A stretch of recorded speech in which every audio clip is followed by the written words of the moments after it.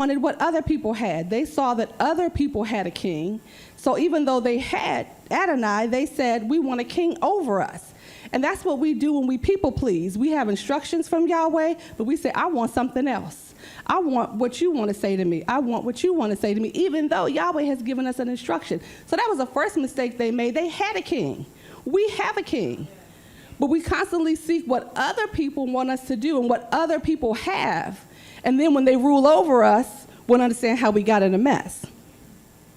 But rather than being grateful and accepting what God had purposed for Saul and what he purposes for us, we worry about what people will say, and we find ourselves hiding in the equipment. We find ourselves hiding our gifts, our talents, hiding in the back row or pew, going here, going there, trying to hide away because we don't want to measure up to what God has called us to be. And that was Saul's problem, which caused him to be disobedient. Disobedience just doesn't happen. It just doesn't fall in your lap.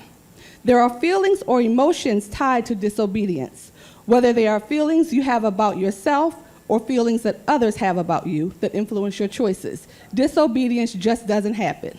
It's a result of how you feel about you or how other people feel about you that causes you to in some way be disobedient. 1 Samuel 13, 8 through 14. He waited 7 days and sat as Samuel had instructed. But Samuel didn't come to Gilgal, so the army began to drift away. Saul said, bring me the burnt offering and the peace offering. And he offered the burnt offering. As soon as he was finished sacrificing the burnt offering, there was Samuel. He had come, and Saul went out to meet him. So Saul didn't wait on the Lord. He did not wait. People started going away. People started drifting, and he did what he wanted to do. Verse 11 says, Samuel said, what have you done? Saul answered, I saw the army was drifting away from me, that you didn't come during the time appointed, and that the Philistines had assembled at Michmash. Y'all forgive me for these names. And I said, now the Philistines will fall on me at Gilgal, and I haven't asked the favor of Adonai. So I forced myself to do the wrong thing. I forced myself to be disobedient. That's what he's saying. I forced myself and offered the burnt offering. Samuel said to Saul, you did a foolish thing. You didn't observe the mitzvah of Adonai, which he gave you. If you had, Adonai would have set up your kingship over Israel forever. That's how we miss it. Because when we operate in disobedience, what he said we'll have, he doesn't set it up. And we wonder why we're not where we're supposed to be, why it's not happening. Because somewhere along the way, you made that burnt offering before you were supposed to. But as it is, your kingship will not be established. Adonai has sought for himself a man after his own heart. And Adonai has appointed him to be prince over his people, because you did not observe what Adonai ordered you to do. And what I liked about that was, before he even realized it, Adonai had already made another choice. In that instant, he said, he's already got another king. See, sometimes we think when we mess up, we got time to fix it. Oh, I messed up, and I'm going to have time to make it all right. But in this instance, as soon as he made that burnt offering, Adonai made another choice. He said, disobedient, gone. David, here you go. But we always think we have time to reconcile what we've done. But sometimes, just like we say, blessings can happen instantly, so can those things that cause us to be in disobedience. So you're not always going to have time to fix everything. And that's what happens to us. We see people drifting away from us. Maybe our friends don't call like they used to. Your family doesn't invite you over to the barbecue because they're going to be drinking, playing spades, smoking weed, whatever. So they don't call you. Where we used to be busy every weekend, now we're sitting at home looking at the cell phone, plugging it in, making sure it works, tapping on it. You know, you calling people, making sure you got service, looking at your bars. No, nobody's calling you. And then what happens is we begin to question what God told us. We begin to make compromises. We begin to say, okay, well, maybe I can just do a little bit of this. And when you start to compromise, it opens up that gap for disobedience to come in. Because the truth of the matter is, no matter how much we say, I don't care what people think, we do. Nobody wants to be disliked all the time. Nobody wants to always be the outcast. We say that. We say, I don't care what people think. Yes, we do.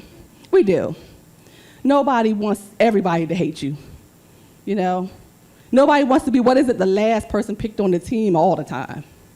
So we do care what people think. And sometimes because we care what people think, we make poor choices. And then when we finally can step back and take a minute to look around us and see where we are in connection with what God promised us, just like Saul, it seems that we are far away from where he wants us to be because disobedience has made us stagnant and stuck in the process.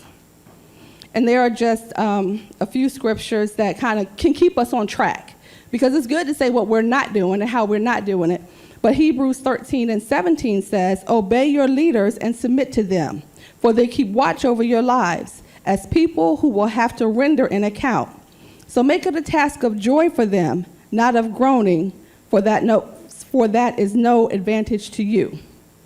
So Samuel told him wait, and he didn't decide to wait. So Samuel had to take account for that. So when you don't do what leadership asks you to do, somebody's got to pay for that. You do, and leadership does as well. Romans 2:6-8 says, "For he will pay back each one according to his deeds. To those who seek glory, honor, immorality by perseverance in doing good, he will pay back eternal life.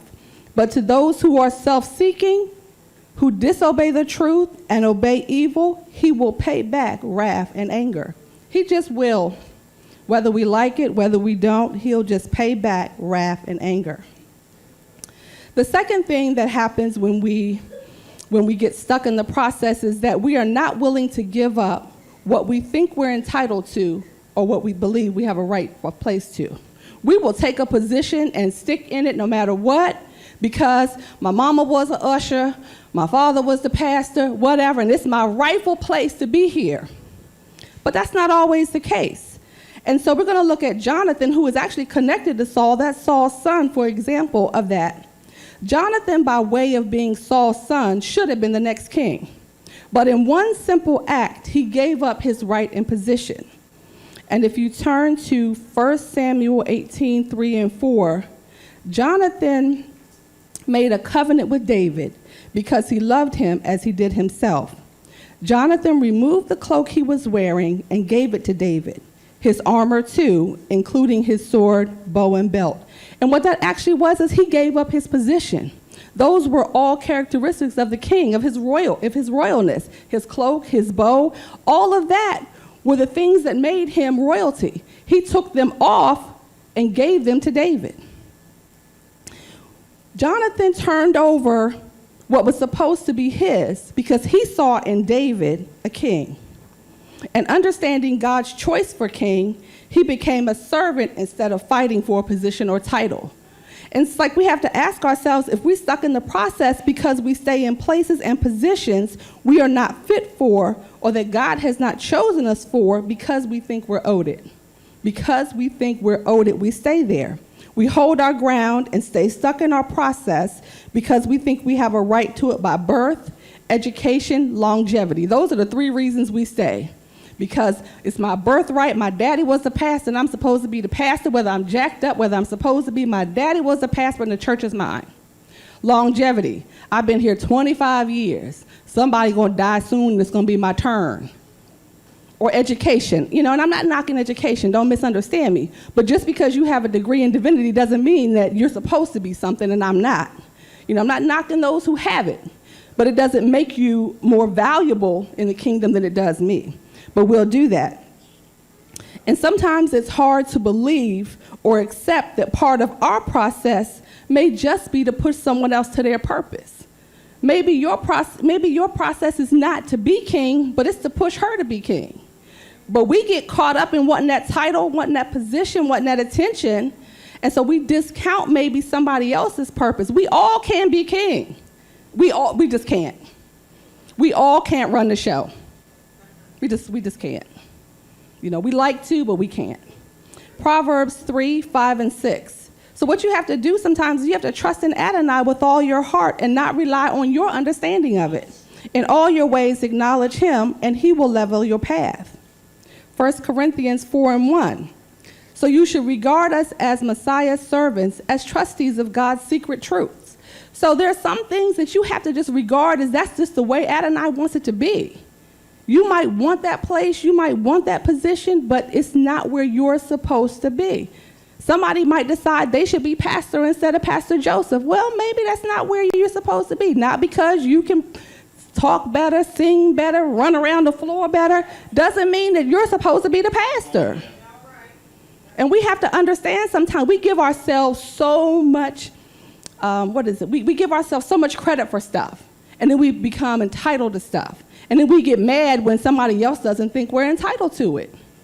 That doesn't make you entitled because you can do all that. 1 Corinthians 10:24 says, no one should be looking out for his own interests, but for those of his fellow. And I like the way the Amplified said it. It said, let no one seek his own good and advantage and profit, but rather each one of the other.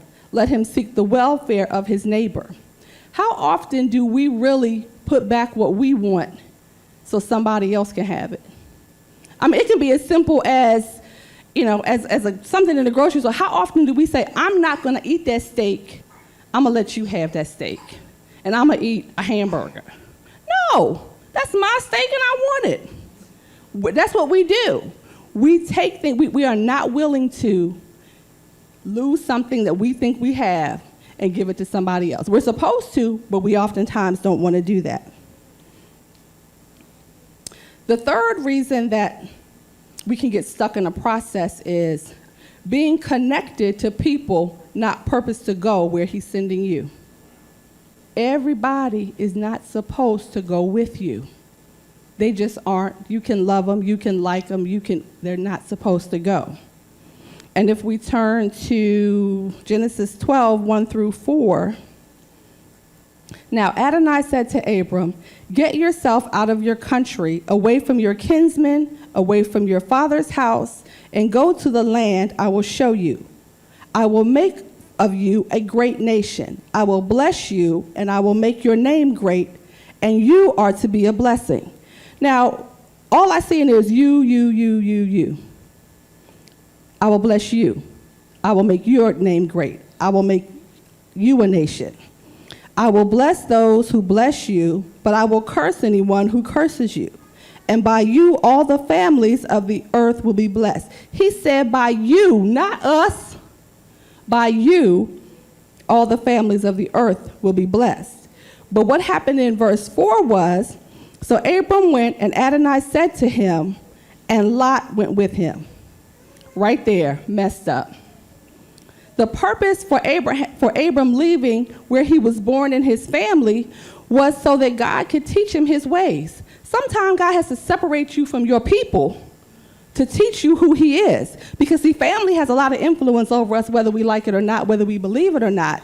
And sometimes he has to move you away from everything that you know, everything you're comfortable with, so that he can teach you who he is. And that's what he wanted to do to Abram, but he let Lot go. He took Lot with him trying to help out his nephew. Well, that wasn't what God said. He didn't say for Lot to go. But we are so afraid sometimes to tell people, no, you can't go. I'm going here. You cannot go with me. So, and there are times when, and so you say, okay, Lot went and they prospered, because sometimes God allows what you allow. He will allow what you allow because he is that merciful. He is that good. He loves us that much. There are times he will allow the things that you allow, and he will even let them prosper. He will let them be blessed. He will let them succeed. But the truth of the matter is, it wasn't until Lot left that he got the promise. He had all of that other stuff, but it wasn't until he left that he actually got the fullness of what Adonai had for him. And in Genesis 13 and 14, it says, Adonai said to Abram, after Lot moved away from him, look around for all you are where you are, to the north, to the south, to the east, and to the west. All the land that you see, I will give to you. So it wasn't until Lot left that he said, look around. Now all of this is yours, because now Lot is gone. So sometimes we're stuck and we wonder why we're not prospering in ministry, or we don't have the finances or whatever. Look for your lot, find out who your lot is, and send them on their way, because they're not supposed to be where you are. Habakkuk 2 and 3 says, for the vision is meant for its appointed time. It speaks of the end, and it does not lie. It may take a while, but wait for it. It will surely come. It will not delay. Isaiah 46:10, at the beginning, I announced the end. So he told him when he sent him away what was going to happen at the end. I'm going to send you away, and then at the end of it all, you'll become a great nation, proclaiming in advance things not yet done. And I say that my plan will hold, and I will do everything I please to do. So sometimes we just got to do what he says. I know you love Grandma.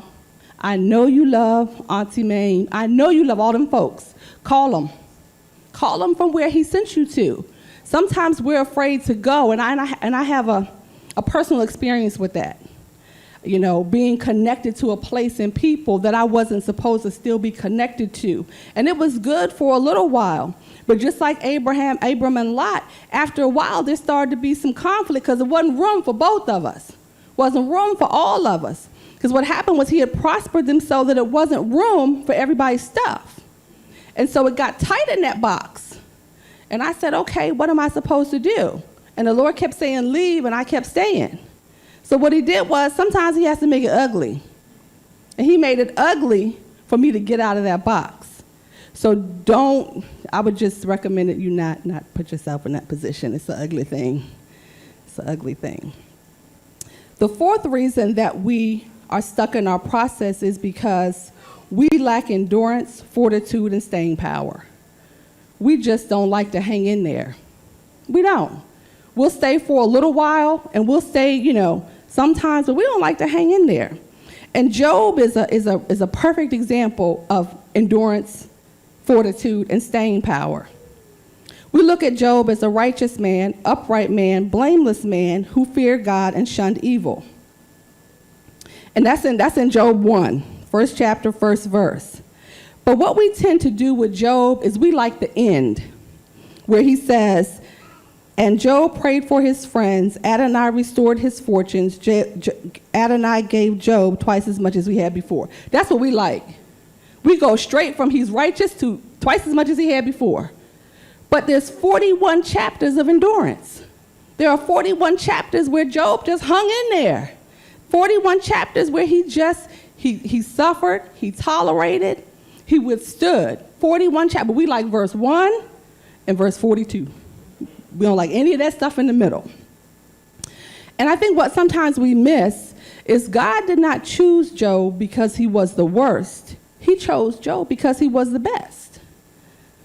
We need to think about sometimes if we're having a Job experience and we start to lose material things, or we're diagnosed with illnesses, we're alone, tormented by our friends, maybe it's not because we did anything wrong. Maybe it's because we're doing everything right. See, that's what we tend to miss with Job. It wasn't because because what one says he was righteous, blameless, shunned evil. So it wasn't because Job was wrong, it was because he was right. Job 13 and 15 says, look, he will kill me, I expect no more, but I will defend my ways to his face. And the one that we are probably more familiar with is, though he slay me, yet will I trust him. Even so, I will defend my ways before him. Job 13 and 18 says, here now I have prepared my case. I know I am in the right. 19 and 25, but I know that my Redeemer lives, and that in the end he will rise out of the dust. Those are all endurance. Those are all things that he cried out in those 1 through 41 that we kind of gloss over. Job accepted that God had a plan for him, and that he didn't have to know what that plan was. He did not have to know what the plan was to endure. He just trusted that God had a plan. I'm righteous, I'm upright, I shun evil. There's got to be a reason I'm going through hell. And that's what he said. Got to be a reason, so I'm just going to endure. I'm going to hang in there because there's got to be a reason. Sometimes we get stuck in our process because we don't stop to think that maybe this place that I'm in, this Job place, is because I am doing the right thing.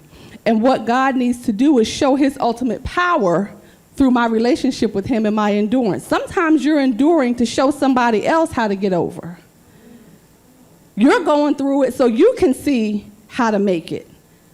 See, God needed something from Job, and Job needed something from God. He needed to understand that God had a plan, even though I don't understand it. And God needed to show that relationship and that power that Job had. So don't be so quick to say, oh, what did I do? What did I do? No. I might be doing something right. So assess yourself and look at what you've done. And if you can't find anything, say, okay, this is just Job. I'm right. That's why I'm going through this. And John chapter 9, verse 3 says, Yeshua answered, his blindness is not due to his own sin, nor to that of his parents. It happened so that God's power might be seen at work in him. So sometimes you're going through what you're going through so that other people can see God's power in you. See, we like to think everything is about us. We are some selfish people. Everything is about us. Everything we go through is about us. Everything that happens is about us. And we don't ever think my suffering, my hanging in there is actually for you. Because we are some selfish people. It's just the way it is. It's the way that it is. And the final reason that I have that oftentimes we get stuck in our process is we do not like to face opposition. We don't like opposition. Nehemiah is my example of this. Now, this got a whole lot of words in it, so y'all bear with me. This is Nehemiah chapter 4. But when Sanballat and Tobiah, the Arabs of, okay, we're going to go to the one where I can read them. Anoman and Ashdodim heard of the repairs of the walls of Jerusalem, they were going forward, and the breaks were being filled in. They became very angry. All of them plotted together to come and fight against Jerusalem, and thus throw us into confusion. However, we prayed to our God, and because of them, organized a watch against them day and night. Judah was saying, the strength of the people who carry loads away is starting to fail, and there is so much rubble that we can't build the wall. Our enemies were saying they don't know or see anything until we have already infiltrated them and begin killing them and stopping the work. When you are purposed to restore and rebuild God's people, which is the prophet, the prophetess, when you are purposed to restore and rebuild God's people, you will face opposition. People will start to become angry and question what God has told you to do. We get stuck in our process if we retreat in the face of opposition. Because first they tried to tell Nehemiah that he was going against the status quo or the existing state of affairs. Then the people started saying that we're not being treated right by the officials. We're not being treated right by the higher ups. And then when that failed, they tried to lure him away off of the project so they could destroy him. And isn't that kind of what they do to us? Especially in this setting, in this photo setting where it's different than what most people are used to. What happens is, first they accuse us of not following tradition. They call us a cult. They say you're extremists. They say, you don't need to do all of that. You can go to Easter service, even resurrection, whatever they want to rename it. You can have Christmas. It's not that deep. It's not that serious. I can call him Jesus. It's okay. He knows who I'm talking to. And when you try to explain, they say, they come against you. They come against you. And when that doesn't work, they try to think, oh, you think you're better than us. Experience that? You think you know so much. And when that doesn't work, they try to entice you or persuade you back to where you were before. They dangle those carrots to make you think that where you were before in tradition and all of that is better. That's what they'll try to do, because what they really want to do is kill you. They want to kill what's in you. So they'll try to lure you back to what you know, what you used to know.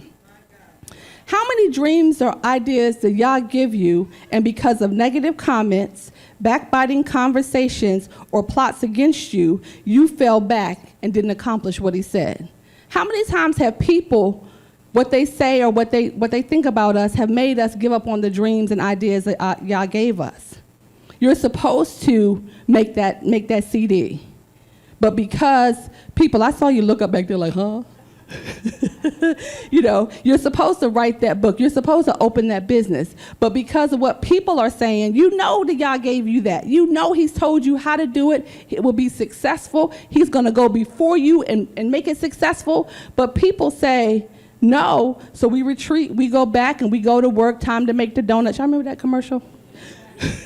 We go back to the time to make the donuts job that we hate. When what he's really saying is, you can do this, and I've paved the way. But we will mess with people every time and let them take us off what he's told us.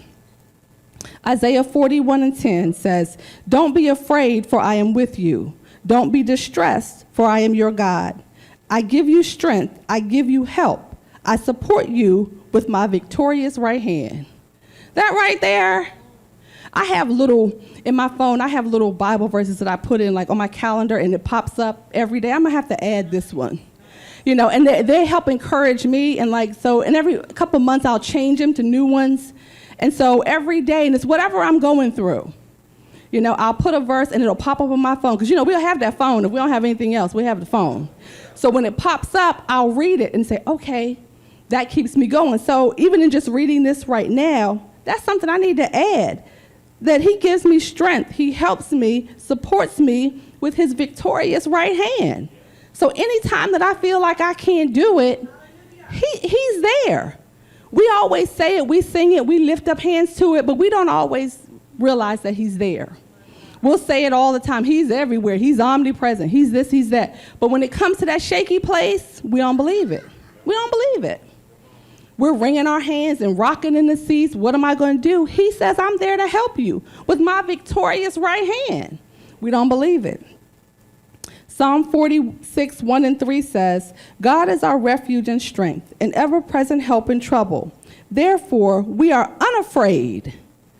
Even if the earth gives way, even if the mountains tumble into the depths of the sea.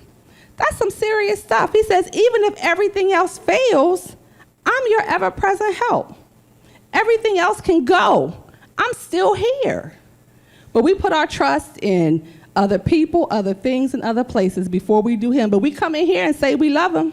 We cry, we roll around on the floor. And as soon as we leave, somebody says, Lex, you can't do that. You're right, I probably can't. Yeah, I can't do that. I don't know what I was thinking about. Instead of saying, yeah, I can. Because his victorious right hand helps me. We got to learn how to let people know what we know. And I think some of it is, I know for me, I'm talking about me, is sometimes I didn't know enough to give it back. Like I could say, yes, I can, but I couldn't quote that scripture and say, I'm not afraid because he's an ever-present help to me. That's what his word says. So sometimes we don't have enough in us to pour back out. So when people start to shake us, we don't have anything to come back at them with. Because you can't just keep telling people, I just know I can't. I mean, you can. But when you say, this is why I know, it's a difference.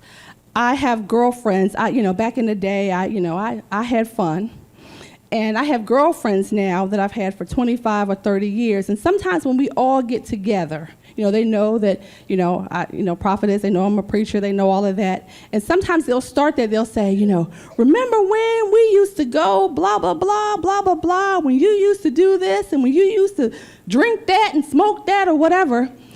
And what I learned to do was when they start to go through all of that, because what they really want to do is pull me back in to where they are.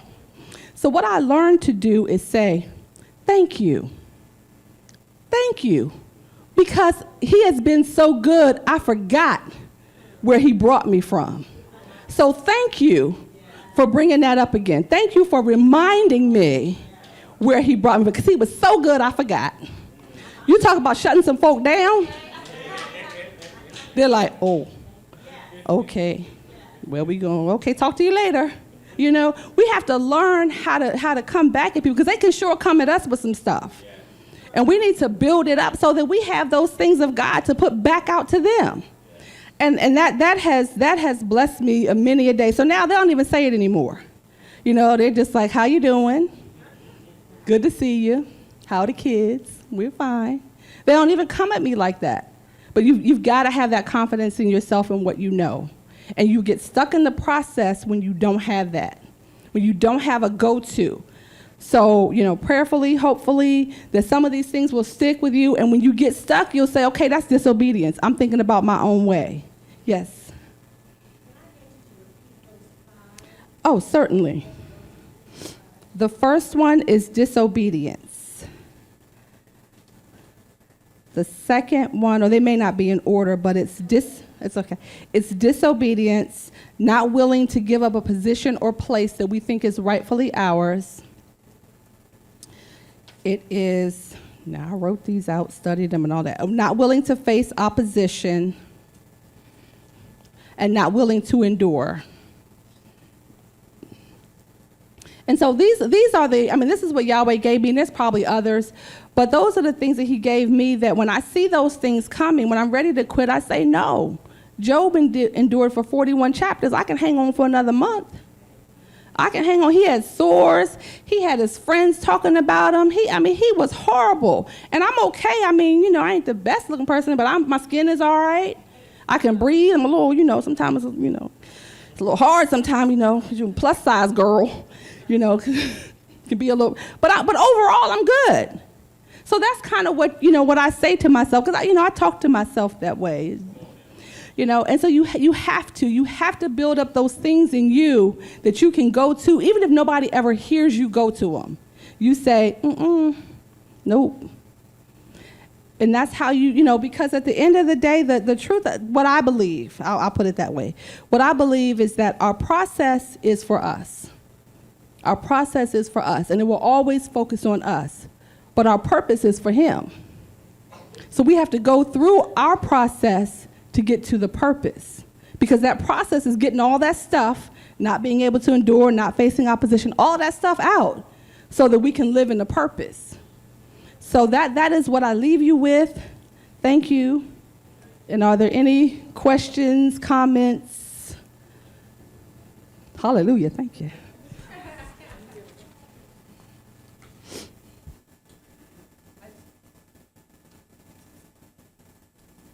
I just want to say thank you for the word, because it's really helped me to go through something that I'm going through right now. And I just want to thank you for telling me that I need to endure and I need to just hold on and know that Yah is with me. So thank you for the word.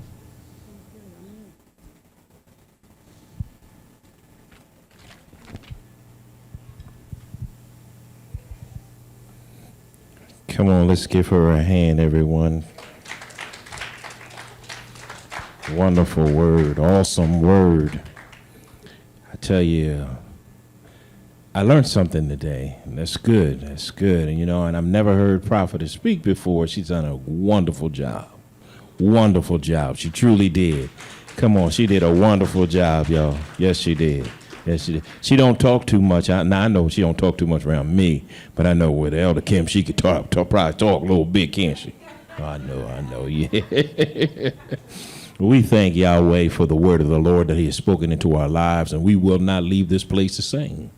We are transformed. We are changed. We have come up to another level now, because we are not to complain, but speak the word of the Lord over our life, because we want to fulfill what God has planned for us to fulfill in our lives for his purpose and for his glory, for his honor, to help not just us, but others that we go through our situations for, to help somebody else out with. Ain't that powerful? Ain't that awesome? It's all in the plan of God. It's all in the purpose of God. It is. And we can complain. We can be complaining people. I'm like, oh my God. Sometimes I know I call Pop up and I complain so much, then I turn around the next day and say, Pop, you know what? I'm sorry. But we like to say so long to all of our viewers. And we thank you. And what our father would say, spiritual father would say, Pop, you've been away too long. So God bless you and have a wonderful day. Yeah, so I had to call him up the next day and say, you know what, Pop, I'm sorry.